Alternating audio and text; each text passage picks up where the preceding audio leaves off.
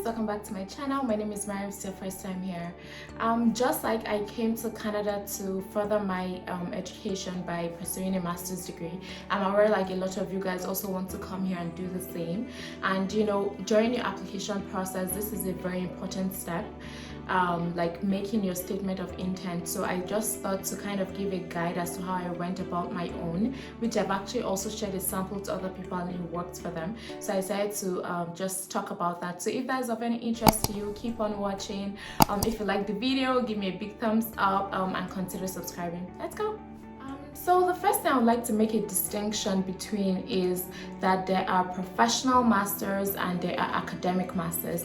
Professional masters are usually shorter than academic masters are, where academic masters are people that maybe they want to, it's research based. Most of it, academic masters is research based, and potentially those people might want to further their education with a PhD.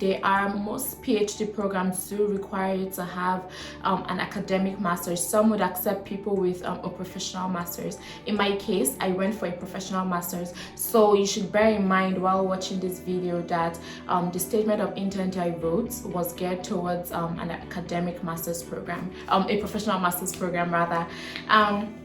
Another thing, statement of intent, it has like several different names. Most schools, universities in Canada do use like the word statement of intent. In some places it's statement of interest, in other places is statement of letter of intent, but you should just bear that in mind, it comes in different forms.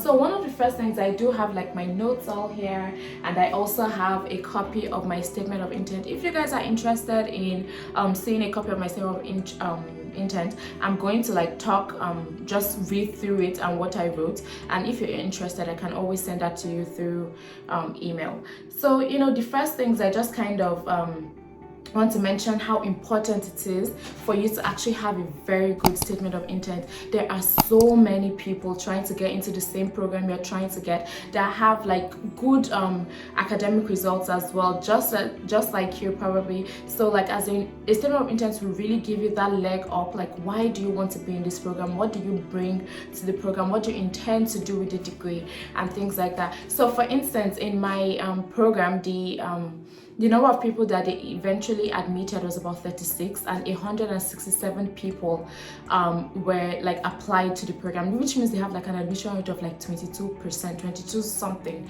percent. You can see how low that is compared to that. So what makes you stand out from those other people that apply to be in the same program that you do? I think your statement of intent goes a long way. Extracurricular activities, all those things also play a part, but your statement of interest is also very important.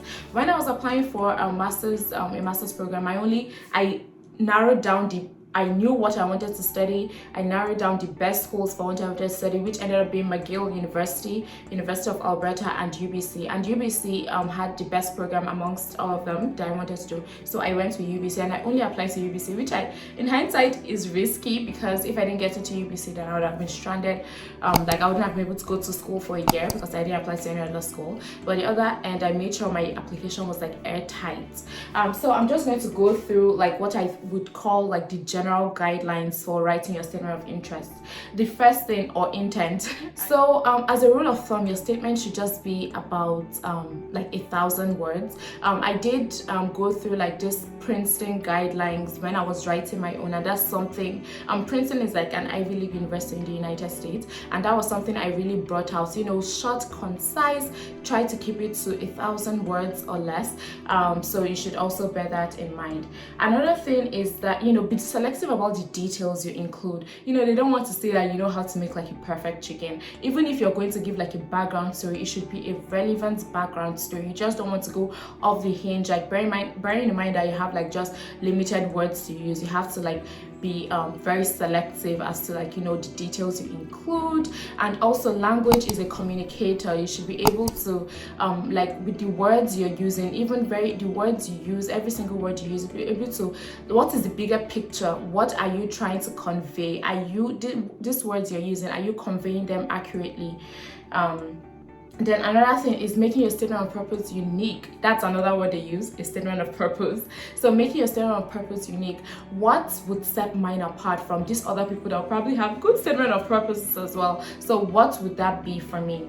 Then another thing is ask for feedback. When you're done, like, spend a lot of time on something, it's so easy to think, I've done my best, and you probably have. But then getting like even a second set of eyes to look at it, or even a third set of eyes to look at it, is never a bad idea. Like just kind of it might even be just grammatical errors, sentence structuring, or even just something they think is irrelevant to the overall theme of what you're going for, and just things like that. People that you value their academic opinion, maybe probably someone that has done this before, and that they know what they're talking about when they say maybe not this, that. Then now going into the structure of the statement of intent, the first thing I would say is give a related background story.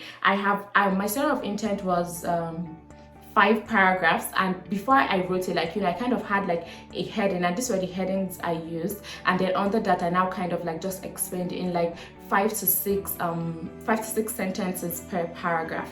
So the first thing is giving a related background story. I'm just going to read through my own, and in the meantime, I think I forgot to mention I did a master's in food and resource economics, a professional master's at the University of British Columbia. So giving a related background story, like looking at a subject like economics, now your related background story should be something about that is centered on what at the core economics is about, especially if you're looking at it from the aspect of food and resources, like agriculture. Like how can I talk about that and relate it to like an experience that, let's say, gives a little says a little more about me.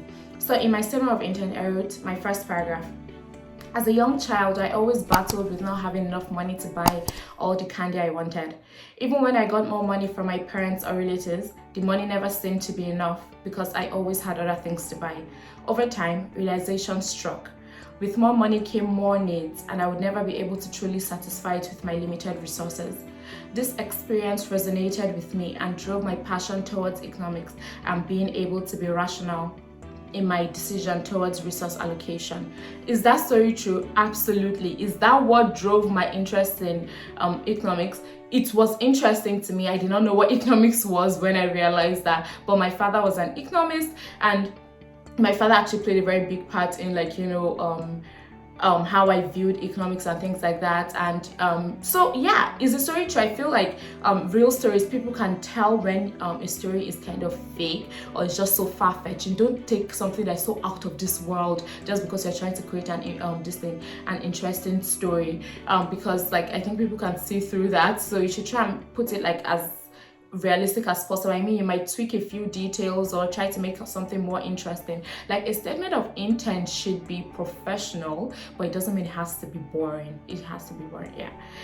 Then the next thing is introduce yourself. What do you want to study at your graduate school? So now it's time to talk about what you want to study at that school in particular. Even if you're writing to the program, it's still just important to enumerate it again. So here it says, my second paragraph: my name is Abaniwanda Iyanu Maryam, looking to acquire a master's degree in food and resource economics in an esteemed university such as the University of British Columbia.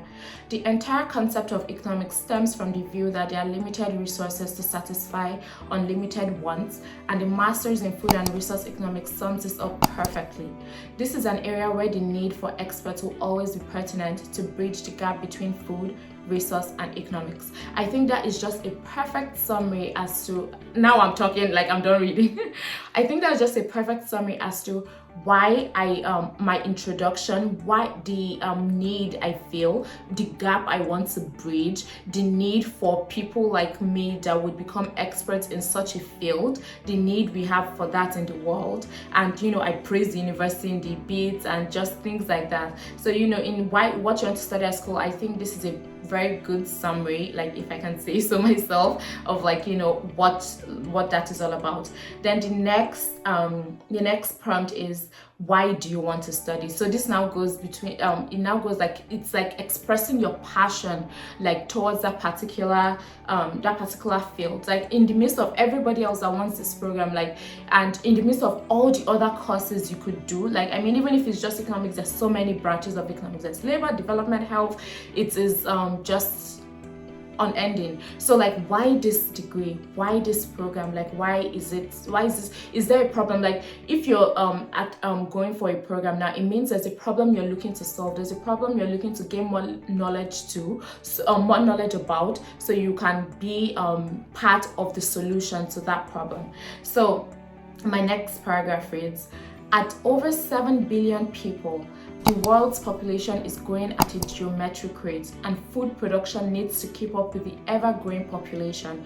Therefore, the need for experts in food and resource economics to combine economics, policy, and business, seen from an agriculture, food, and natural resources and environmental perspective, would never run out. So I'm basically just saying, you need me. Like, the world, people are the population of the world is increasing. Food is not increasing at that rate. We need people that would study this, know more about this, and work towards making food production increase in the same rate that the world is increasing. So that is just basically my why do I want to study it. I've just said that. Then, what experience do you have in the field? What do you bring to the program? They are looking for people they want to see what you've already learned about it, what you already kind of know. What do you bring that is different? What is the view that you have that would set you apart? So in this next paragraph, I say, with a bachelor's degree in economics, I'm quite grounded and familiar with most economic phenomenon, and that provides me with a solid background to build upon. It's an honor to share with you that I possess excellent academic track record all throughout my educational pursuits, apart from being an invaluable member of the Economic Students Association of my university, where I was privileged to serve as the General Secretary.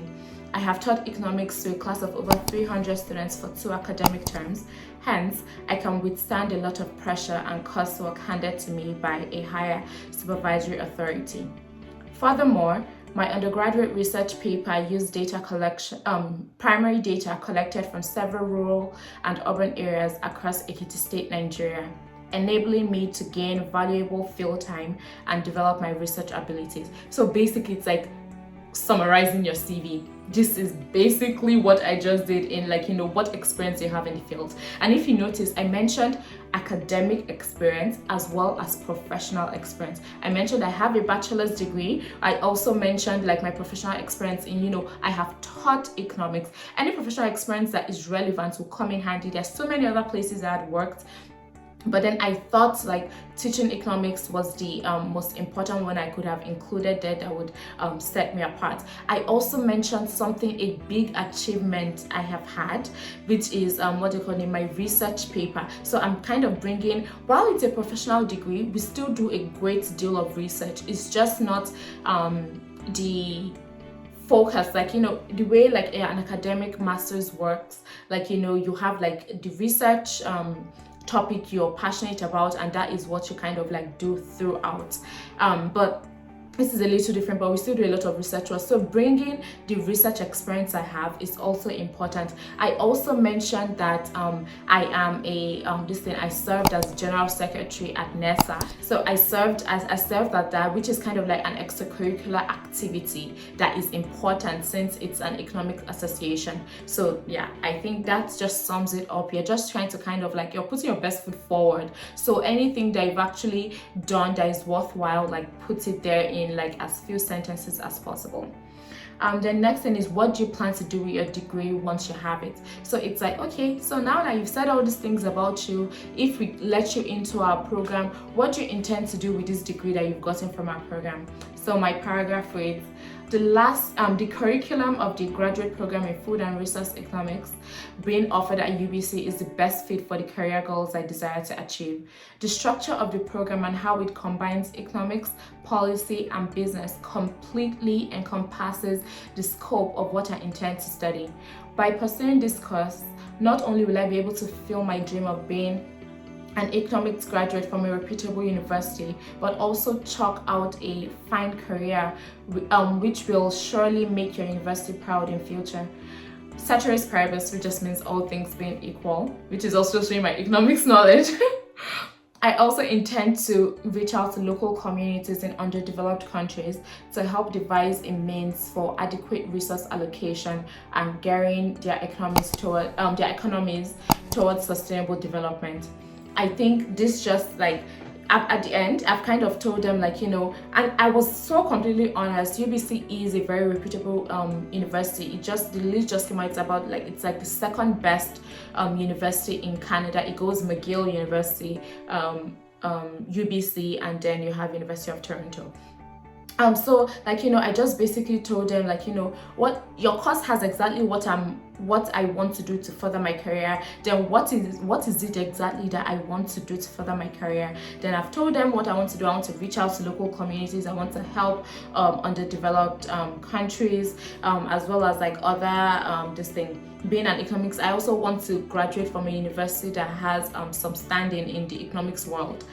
Then finally, it's a closing sentence. That's what I'll call it in my statement of intent structure. So it's just, I'm open to an interview to discuss further regarding the enrollment to this program. So basically, I've just kind of told them I've told them everything that I want to tell them, and I'm just kind of making a concluding statement and saying, with all this said, if you want to talk to me more, it's just like leaving the this thing. I didn't close it. It's now like an open-ended statement of intent. So if there's anything that is not clear in what I've written, like, I'm inviting you to come and talk to me more about it, which I think it's a perfect way to close your statement of intent. So that is the end of this video. I really hope it helps someone, but make sure you listen to the details of what I said very carefully. Me being in a professional program and not an academic program. This is a statement of intent for a professional master's and not an academic master's. Like, what might be required of an academic master's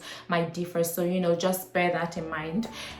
So yeah, if you've enjoyed this video, if this video has been helpful for you, if you've been taking notes, it means you probably enjoyed this video. Give me a big thumbs up, leave me a comment, encourage me, and subscribe if you haven't subscribed already. If you have, thank you so much. I really appreciate it, and I will see you in the next video. Try and I have so many other videos. I have a dedicated playlist.